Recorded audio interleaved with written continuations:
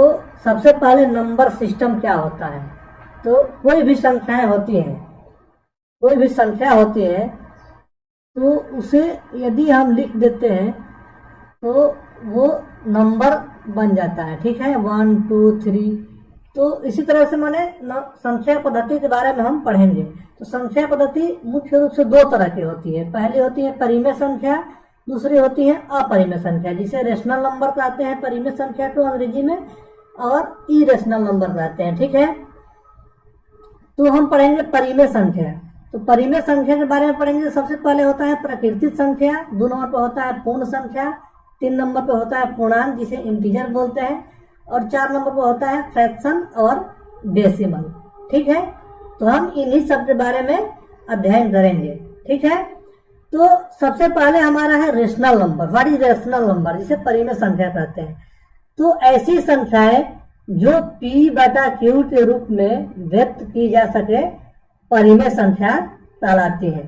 P/Q के रूप में मतलब क्या होता है, तो जैसे 3/4 हो गया, 6/3 हो गया, तो ऐसे संख्याओं को जो है हम परिमेय संख्या कहते हैं। इसमें जो है लिखा है यहाँ पर Q is not equal to 0। तो जो मतलब है कि इसमें हर का मान कभी भी 0 नहीं हो सकता है। ठीक है, हर 0 नहीं होगा। तो जैसे कि हम देख सकते हैं इसमें एग्जाम्पल 3/4 हो गया, 2/3 हो गया, 1 हो गया। यदि 1 हम लिखते हैं तो हम जानते हैं कोई भी संख्या होती है, यदि अंश लिख दिया जाए 3 या 4 या 5, तो यदि कुछ ना हो तो इसके बाटा में हमेशा 1 माना जाता है। ठीक, तो ऐसी संख्याएं परिमेय संख्या कहलाएगी। √9 हो गया, तो जो √9 होता है इसका पूर्ण वर्गमूल निकल जाता है। जैसे √9 का वर्गमूल हम जानते हैं कितना होता है, 3 होता है, और बटा में कुछ नहीं है तो 1 मानते हैं। तो इस तरह से ये क्या है, हमारा परिमेय संख्या है। 0.25 को हम लिख सकते हैं 1/2।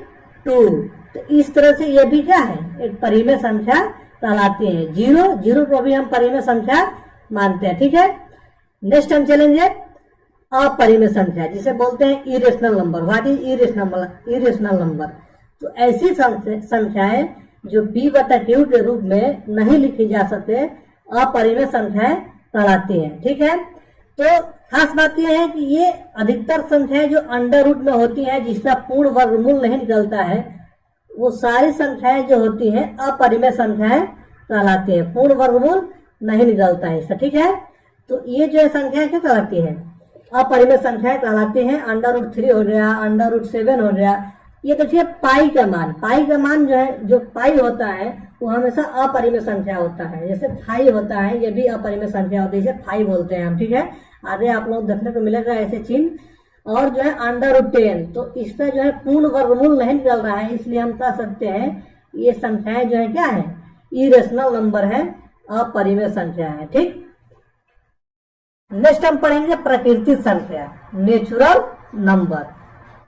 नंबर पढ़ेंगे, प्राकृतिक संख्या।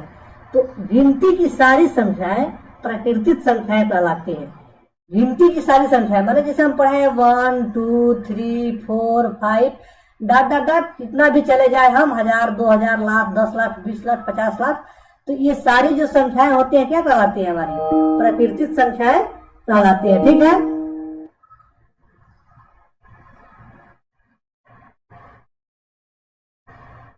इसके बाद नेक्स्ट चलेंगे हम पूर्ण संख्या। व्हाट इज पूर्ण संख्या, होल नंबर। तो यदि गिनती की संख्याओं में 0 को भी शामिल कर लिया जाए तो पूर्ण संख्या का निर्माण होता है। ठीक, जैसे हमारा हम जानते हैं, अभी पढ़े कि प्राकृतिक संख्या क्या है, तो 1 2 3 4 5 इस तरह से हमारी प्राकृतिक संख्याएं होती हैं। और यदि इसमें 0 को भी शामिल कर लिया जाए तो ये पूर्ण संख्या बन जाती है, होल नंबर। ठीक, नेक्स्ट हम पढ़ेंगे पूर्णांक, इंटीजर। क्या है इंटीजर, तो पूर्ण संख्याओं में यदि ऋणात्मक संख्याओं को भी शामिल कर लिया जाए तो पूर्णांक का निर्माण होता है। ठीक है, इसे I से डिनोट करते हैं, क्योंकि I मतलब इंटीजर है। इंटीजर का मतलब क्या होता है, पूर्णांक होता है, इसलिए इसे क्या करते हैं, I से डिनोट करते हैं। एग्जाम्पल देखिए -3 -2 -1 0 1 2 3 ... इस तरह से। अब देखिए ये आप लोग पढ़े होंगे इसे संख्या रेखा कहते हैं। क्या कहते हैं? संख्या रेखा। इसे अंग्रेजी में बोलते हैं हम नंबर लाइन। ठीक, नंबर लाइन बोलते हैं। तो ये देखिए, यदि हम यहां से स्टार्ट करते हैं इधर, तो ये क्या कहलाता है? हमारा नेचुरल नंबर, जिसे बोलते हैं हिंदी में प्राकृतिक संख्या। यदि 0 को भी शामिल कर लिया जाए तो क्या होता है? पूर्ण संख्या होता है। पूर्ण संख्या जिसे बोलते हैं अंग्रेजी में होल नंबर। ठीक, यदि इसमें ऋणात्मक संख्याओं को भी शामिल कर लिया जाए तब वहां पर पूर्णांक का निर्माण होता है, जिसे अंग्रेजी में बोलते हैं इंटीजर। ठीक है साथियों, ये उम्मीद करता हूँ आप लोग बड़ी अच्छी तरह से समझ रहे होंगे। ठीक है, तो इसके बाद से जो है हम नेक्स्ट डे जो है इससे रिलेटेड जो हमारा पहला चैप्टर है कक्षा 9th के जो पहला चैप्टर है उससे जो है हम 1.1 का सॉल्यूशन करेंगे। ठीक है, जितने भी उसमें सवाल हैं उसको हल किया जाएगा। आप लोग जो है यदि चैनल पर नए हैं तो उसको सब्सक्राइब कर लीजिए। आज से जो है कक्षा 9th के सारे चैप्टर लाइन बाय लाइन पढ़ाए जाएंगे। तो आप लोग यदि पढ़ना चाहते हैं इस चैनल के माध्यम से तो आप लोग जुड़ सकते हैं। धन्यवाद। हमारा व्हाट्सएप नंबर भी है, व्हाट्सएप ग्रुप है जो 8318664361 है। इससे भी आप लोग जुड़ सकते हैं, जिससे बहुत सारे अपडेट आपको इस व्हाट्सएप नंबर पे दिया जा सके। धन्यवाद।